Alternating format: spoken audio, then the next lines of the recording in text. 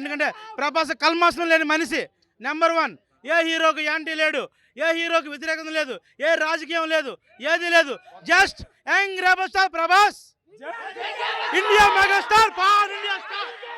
ఇది ఇక పరిస్థితి చూసుకున్నట్లయితే ఏదైతే సినిమా రాజాసాబ్ సినిమా అయితే ఉందో ఈ రోజు రాజంలో అయితే మాత్రం సీతారామ థియేటర్ దగ్గర సందర్ అయితే మాత్రం చేసే పరిస్థితి కనిపించింది.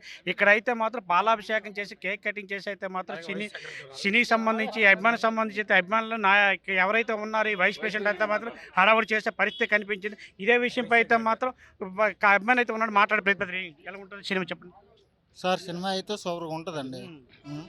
హర్రర్ను నెక్స్ట్ ఇదేను బాగుంటుంది అనమాట.